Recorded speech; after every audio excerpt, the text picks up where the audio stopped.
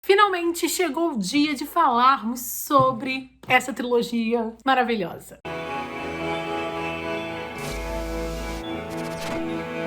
Olá todo mundo, sejam bem-vindos a mais um vídeo do Kabuki TV. Bem-vindos de volta aos vereditos. Nas próximas semanas eu vou estar voltando com os vereditos. Vou lançar alguns vídeos, resenhas pra vocês, de alguns livros que eu terminei recentemente. E tô muito ansiosa pra compartilhar com vocês a minha opinião sobre Princesa das Cinzas, a trilogia da Laura Sebastian, publicada no Brasil pela editora Arqueiro. Lembrando que esse é um vídeo que começa sem spoilers e também a gente vai ter a parte que é com spoilers mais na frente, ok? Vamos conversar muito sobre esse livro. Antes de mais nada, cada livro ele tem uma lista diferente de gatilhos, mas se você vai começar a ler a série, toda a lista de gatilhos vai ficar aqui do lado, com a classificação bonitinha, e aquilo você pode adquirir esse box lindo e maravilhoso nas lojas. Eu vou deixar os links aqui abaixo pra você. E ele tava numa promoção muito boa no Black Book do Submarino, mas não sei como é que tá agora, gente. E são 3 livros, e o box, ele tem a caixa rígida.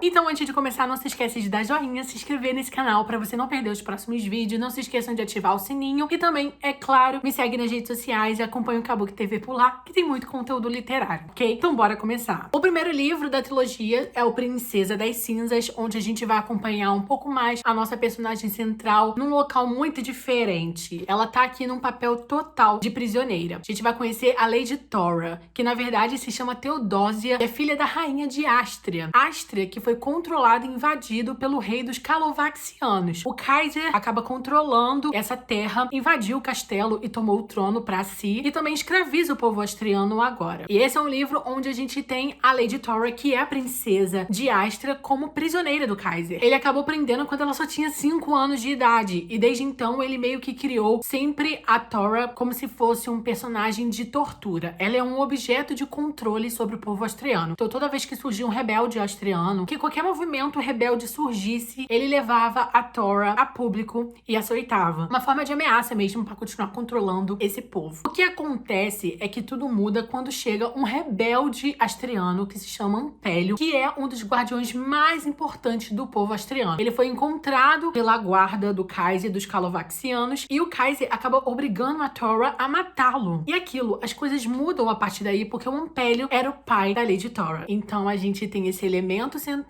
que vai mudar completamente a perspectiva e os ideais da Tora que estavam sendo construídos até aquele momento. Esse é um livro, na verdade, toda a trilogia da Princesa das Cinzas, e aí agora eu vou falar dos próximos livros. A gente tem Dama da Névoa, que foi um livro que eu também amei, e Rainha das Chamas, que acabou sendo o meu, eu diria que ele é tão bom quanto o primeiro. Claro que o primeiro livro, Princesa das Chamas, tem seus brilhos, porque ele é o primeiro livro de uma trilogia, mas eu gostei demais como a trilogia terminou em Rainha das Chamas. Vou mostrar rapidinho a edição pra vocês, pra quem tem dúvida. Eu ainda não marquei os cortes porque eu li em e-book, mas, enfim, é maravilhoso. E os capítulos, eles têm título, ok? O livro também é narrado em primeira pessoa. Na verdade, toda a trilogia é narrada pela Tora, que na verdade se chama Tel, porque o nome dela é Teodósia de verdade. Então, por um pedaço da trilogia, você vai chamar a protagonista pelo nome Tora, mas nos demais livros vai ser Teodósia mesmo e vai ficar. Importante falar sobre o universo mágico, que a princípio parece um pouco confuso, mas que é super bem construído. A gente tem aqui um mundo onde nós temos vários países que são divididos através do mapa. E isso é bem fácil de entender por conta do mapa, que vai explicar bem como que funciona essa divisão de terras. Nós temos reinos vizinhos, mas como a maioria deles é dividido por mar, grande parte da trilogia, e principalmente os plots políticos, acabam acontecendo em navios. Mais especificamente em Princesa das Cinzas, a gente vai começar a vislumbrar os primeiros sonhos que a Lady Tora, que a Teodósia tem para poder libertar o seu povo e recuperar o trono. Esse é o principal objetivo da série, mas é o arco principal, e mais do que isso, é ele que vai fomentar todas as escolhas e caminhos dessa série. A série é inteira voltada para uma guerra mais política. A gente tem a Tora narrando em primeira pessoa o desespero que é ela tentar recuperar o povo, afinal ela finalmente acaba descobrindo que existem austrianos lá fora, já que ela era prisioneira, ela não via o mundo e tudo que aconteceu nos 10 anos de vida que ela ficou nesse castelo como prisioneira. Então quando ela descobre que tem austrianos lá fora, que existem pessoas juntas, escondidas, a coisa muda de figura pra ela. No entanto, que eu ia falar sobre magia, no reino de Astria existe a magia das minas. Existe a mina do fogo, a mina do ar, a mina da água e a mina da terra. Nessas minas se encontram as pedras do espírito, que foram entregadas pelos deuses para poder as pessoas cultivarem e, né, em troca de adoração, de dedicação a esses deuses, receber poder e magia de acordo com cada pedra. A nossa protagonista, que é a Teodósia, ela claramente tem uma similaridade com a mina e as pedras do fogo. No entanto, o poder dela é algo muito devagar, que acontece muito pouco aqui. Esse é o primeiro livro onde a gente não vê nem um pouco a Teodósia entrando em contato com esse poder que ela carrega. Até porque, nesse mundo, a única forma de você adquirir poder é indo às minas, fazendo esse processo, essa jornada de busca até recuperar esse poder de volta. No entanto, como as minas agora são do povo calovaxiano e é o Kaiser que controla tudo isso, é o povo calovaxiano que pode usar as pedras do espírito. E como eles não têm uma relação correta com essas pedras, eles acabam utilizando um pedaço ínfimo de todo o poder que elas realmente representam. Então eles acabam às vezes utilizando, por exemplo, a pedra da água para deixar a pele um pouco mais viçosa e brilhante. Quando na verdade, um astriano com uma pedra da água, ele poderia mudar tudo, sabe? Ele poderia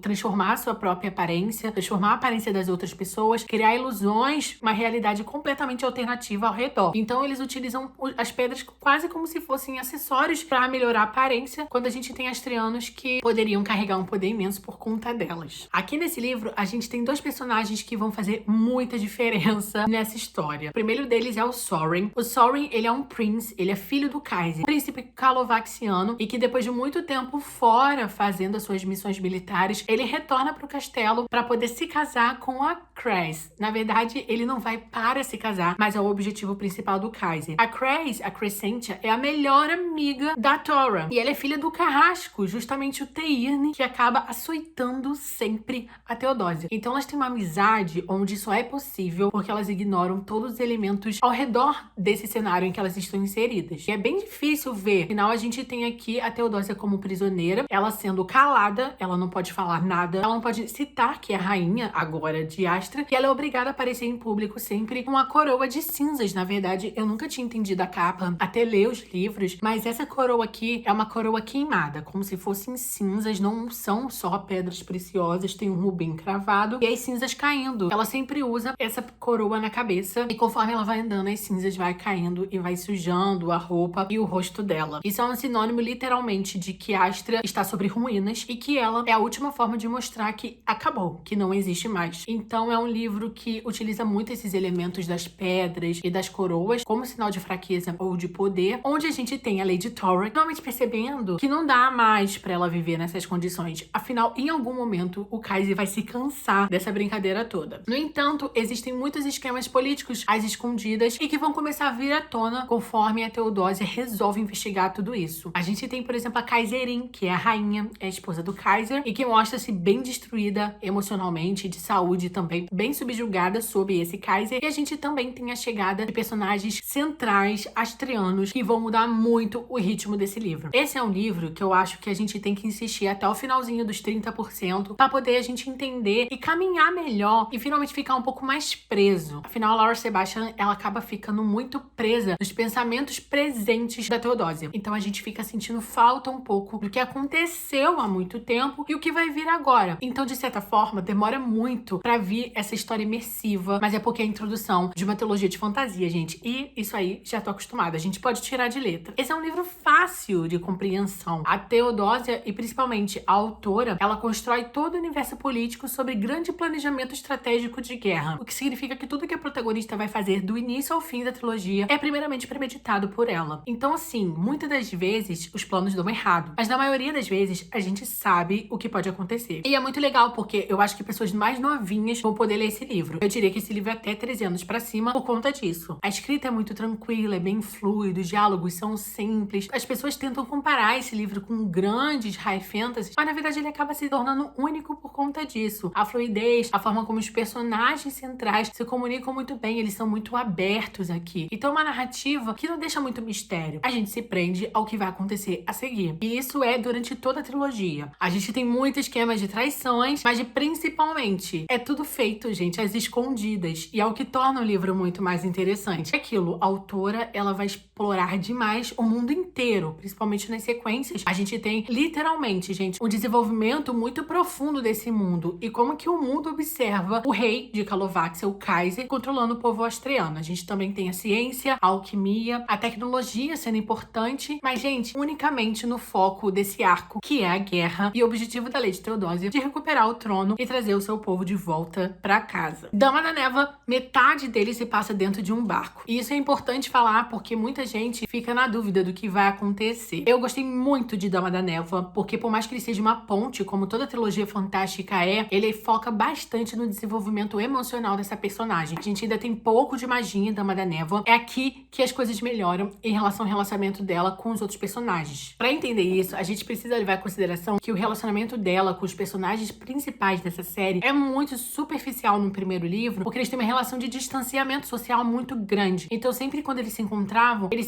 às escuras, não conseguiam se ver. Então, tudo que eles falavam, tudo que eles trocavam ali era meramente informação importante de guerra e de política. E como que poderia acontecer um movimento rebelde. Em Dama da Névoa, a gente entra mais a fundo nessa relação, a gente descobre aqui segredos do povo de Astreia, né, passados começam a ser revirados aqui, e é o foco literalmente da Theodosia juntando frota. Ele é sobre guerra. É incrível como a gente não percebe como no meio desses diálogos sobre política, como a Theodosia vai amadurecendo. Esse é um livro sobre amadurecimento dessa personagem. Ela encara no medo mesmo e os traumas, gente, de tudo que aconteceu não só no primeiro livro, mas no passado dela, que até então ela tinha revirado muito pouco. É um livro sobre confiança, as traições também inesperadas que podem acontecer e como ela vai abrir mão de tudo pelo povo. Essa é uma personagem que não pensa duas vezes em entregar a sua vida, em fazer as coisas mesmo que não queira em relação a si mesma, porque a prioridade dela é o povo. E assim, é uma personagem que deixa isso muito claro em tudo que ela faz, em tudo que ela pensa. Ela não pensa duas vezes se ela precisar fazer um acordo político com um outro país que vai trazer coisas muito tristes pra ela, mas se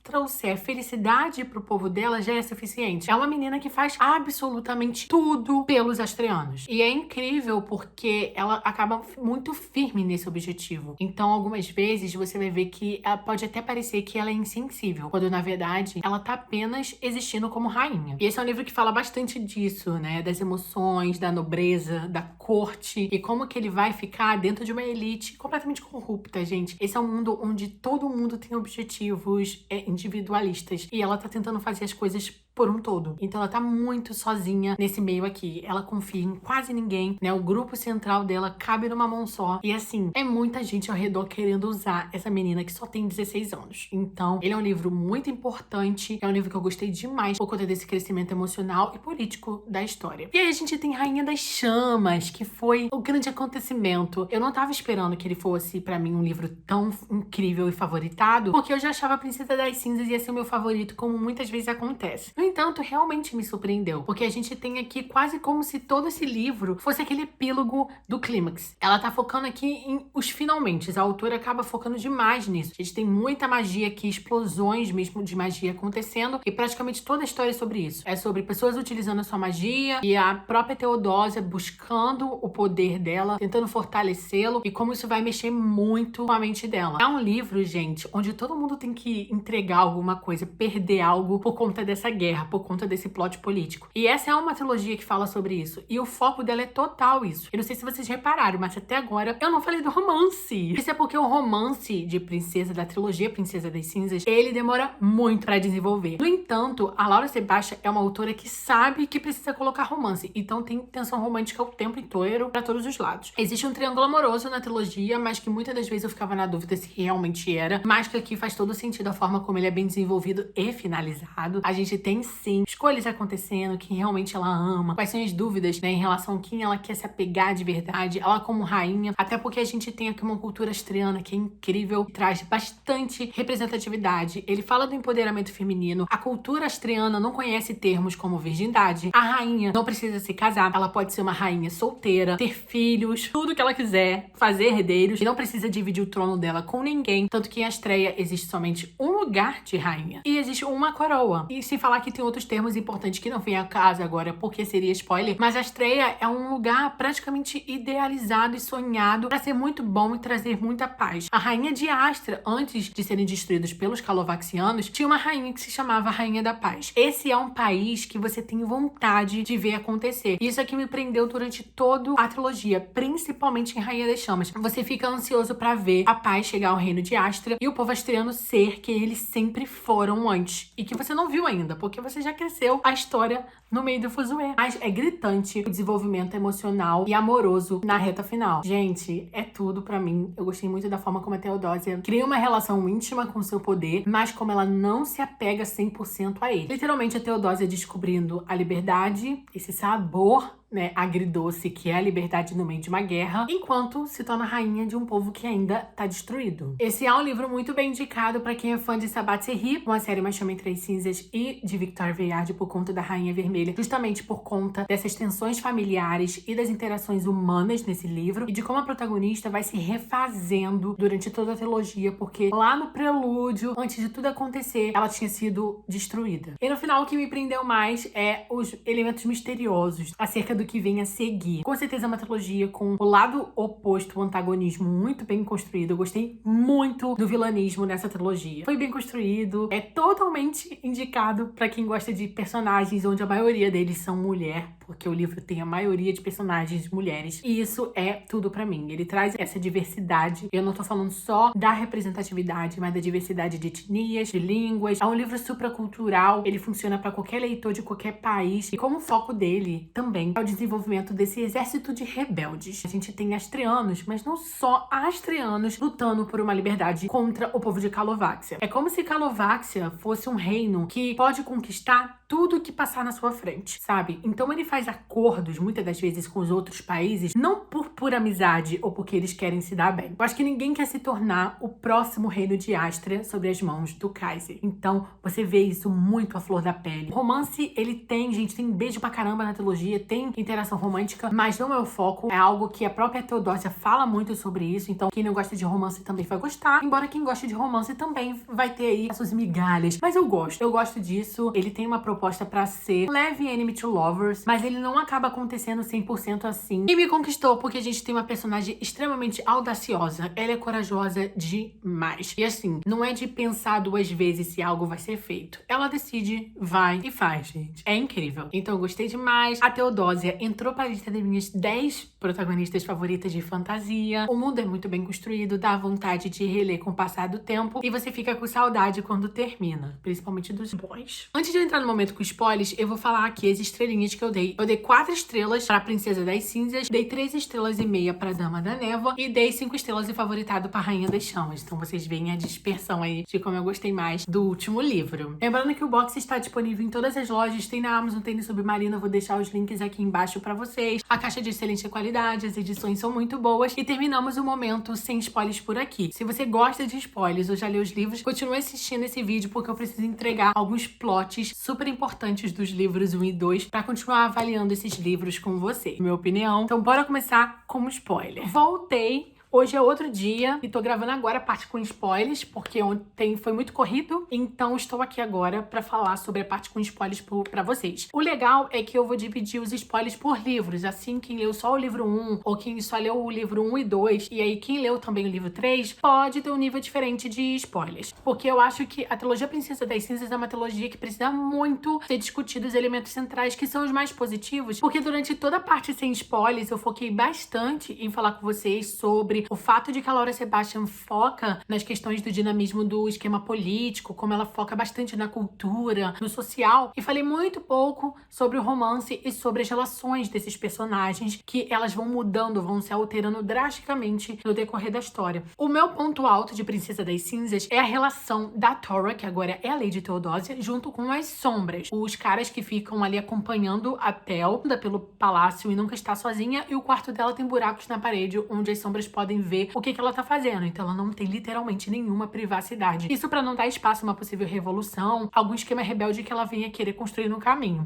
No entanto, entanto, no momento em que as sombras da Tel são mortas pelos rebeldes e o Blaze e a Artemisia entram em cena, o livro, assim, ele dobra de qualidade. Isso porque a Laura, ela tem uma facilidade muito grande em correr com livros nos diálogos. Eu acho que foi a arma que ela usou durante toda a trilogia para a história correr um pouco mais rápido. Então, são nos diálogos que a coisa faz a diferença. Tem o Aaron também, que é um personagem incrível, e todos eles foram escravizados e ficaram nas minas até conseguir fugir. E agora todos eles estão no castelo, já estavam trabalhando lá por um tempo e planejando como conseguiriam abordar a Lady Theodose. Eu achei essa primeira parte sensacional. Gostei bastante do Blaze. É um guardião da Terra. Os astrianos que têm poderes e que conseguiram cultivar essa magia. Aí a gente também tem uma parte incrível que eu tava doida pra falar, que é sobre a Crescent. A Cress é uma Calovaxiana, assim como o Soren. O Soren, que é o Prince, o filho do Kaiser. Esses dois personagens, eles acabam se aproximando muito da Lady Theodosia. Enquanto a Cress é uma Lady e que tá ali como melhor amiga, irmã do coração da Theodosia. As coisas mudam no momento em que a Theodosia percebe que não dá pra ficar passando panos quentes nessa relação. Ela entende que ela tem que acabar com isso e que ela deve matar o Soren e envenenar e matar também a Cress. E aí aquilo, né? Traíra, mas faz sentido. Eu vejo assim a Theodosia como uma das personagens mais corajosas dos universos de fantasia e que coloca muito as prioridades do povo e da guerra em primeiro lugar, em detrimento daquilo que ela quer para benefício próprio. Então é bem difícil ver assim as crises de identidade que ela tem. E aquilo, ela não foi criada pela mãe. Os primeiros 5 anos ela tinha uma mãe, mas todo o restante ela só tem um vislumbre. Ela viveu baseada naquela visão que ela tinha de uma rainha que vivia em um país totalmente diferente do que existe agora. Theodosia foi forjada no meio da guerra e a partir de uma invasão ela perdeu tudo. Então ela tem essa personalidade, essa identidade completamente fragmentada. A partir do momento em que ela cresce sob os olhos do Kaiser, sendo maltratada durante a vida inteira, enquanto sonha liberdade para o seu povo, e pensando naquela rainha que tinha um cenário totalmente diferente do que ela tem agora. Agora, para quem leu Dama da Névoa, o segundo livro, ele foca bastante no envenenamento. Na verdade, toda a série vai focar no Encátrio. O Encátrio, a partir do momento que a Cress é envenenada pelo Encátrio, ela acaba descobrindo que o Encátrio é uma arma, porque ele modifica a Cress. E a Cress se torna a nossa possível grande vilã. Ela tem uma figura muito forte pro leitor por conta da relação de amizade que elas tiveram por muito tempo. Mas a Cress nunca me enganou, até porque ela sempre ignorou tudo que a Tel pensava e sentia. Ela não queria uma amiga de fato. Ela queria alguém simplesmente para ecoar todos os pensamentos e desejos dela. Então, desde o início, eu questionava bastante caráter até onde a Cress ia pra conseguir tudo que ela queria. Enquanto no primeiro livro a Tel fazia Cress até um pouco de boba por conta do esquema com Soren, o que ela fazia pelos túneis, eu via a Cress apenas dando muita corda pra Tel. E dito e feito, a Cress, no final do livro de Princesa das Cinzas, ameaça a Theodosia falando que vai cortar a cabeça dela um dia. E aí no segundo livro, a gente tem todo o povo astriano ali, pelo menos a corte da Theodosia, uma corte, conhecendo mais quem é Dragonsbane, já que Dragonsbane é revelado bem no final do primeiro livro. E aí a gente vai para Stracrivero, que é um país extremamente quente, mas extremamente rico, onde o rei dá apoio à Ástria para poder construir um casamento. O livro todinho é sobre esse casamento, onde a gente tem as conspirações da corte, príncipes e reis vindo de todo lugar do mundo para tentar casar. É um livro que explora bastante o universo político por conta dessa corte, por conta desses personagens que vêm de todos os lugares do mundo, contando como que tá cada país. Então eu gostei bastante. Ele é um livro um pouco mais lentinho, ele tem bastante processo de idas e vindas em acordos, o mundo mesmo inchando pra gente ir finalmente pra um grande capítulo final. No final de Dama da Névoa, Astra acaba desertando de Stracrivero, o pessoal vai todo mundo embora. O Soren é capturado pela Cress e é levado pra Calovaxia de volta. A gente já sabe até esse ponto que existe a loucura das minas, que é um ponto que me preocupou por muito tempo, porque o Blaze sempre foi um personagem muito forte, muito amigo da Tel, até apaixonadinho por ela, eles tinham passado na infância, mas que era um personagem que constantemente tinha tendências suicidas, ele se condenava demais e sempre tentava morrer, gente. É um personagem que traz muito sofrimento pros diálogos e pras questões, mas que, pra mim, fortaleceu demais a própria Tel. É uma personagem que ela é desafiada, constantemente desafiada por todos os personagens. E é isso que enriquece ela. Então, quando ela perde o Soren, quando ela mata, por exemplo, lá no primeiro livro, o pai dela, que é o Guardião Ampélio, são esses personagens que empurram essa maturidade. Foi gostoso de ler. No final de Dama da Névoa, a Crazy, ela mata o Kaiser na frente da Tel, dá pra Tel o Encátrio pra ela morrer. Só que a Crazy vai embora achando que a Tel morreu. Na verdade, o Encátrio, ele modifica mais uma vez uma pessoa, e no caso é a Tel. A Tel, ela ganha mais poder com o Encátrio, mas faz sentido, já que o Encátrio, ele é a própria água da mina do fogo, então ele com certeza tem magia. São poucas as pessoas que conseguem absorvê-lo. No final das contas, ela se torna mais poderosa e acaba decidindo ir pra mina. É na mina que tem a parte de ela ser moldada e forjada magicamente. E aí a gente chega em Rainha das Chamas, que pra mim foi o ponto final, e que o livro, por si só, ele é um capítulo único. Uma correria, gente. Nunca tá parado num lugar só. Eles correndo em direção à capital. O objetivo é invadir, de fato, seu próprio território, Astria, tirar o governo das mãos da Crazy. A Torra, no início de Rainha das Chamas, ela já sai da mina totalmente diferente. E isso porque ele traz experiências psicológicas muito grandes em relação à magia. Então, Rainha das Chamas já começa sensacional. E tem muita tristeza, tem muita morte, né? Muita dor,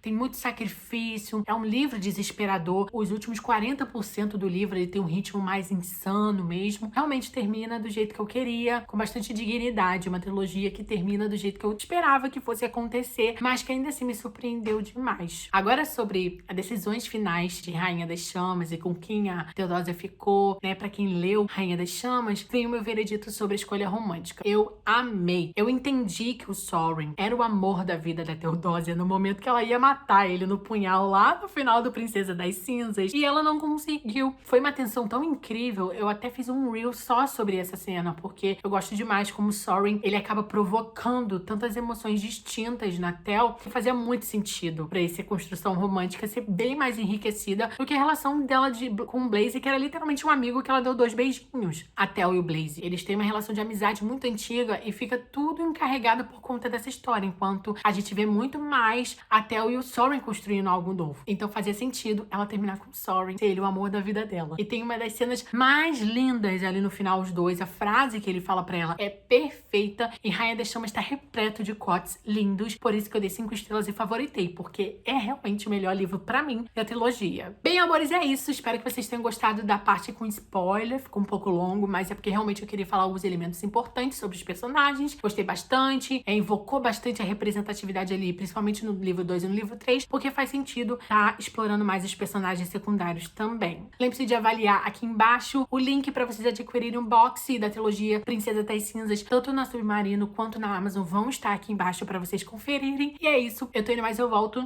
Big beijo pra vocês e até o próximo vídeo. Tchau!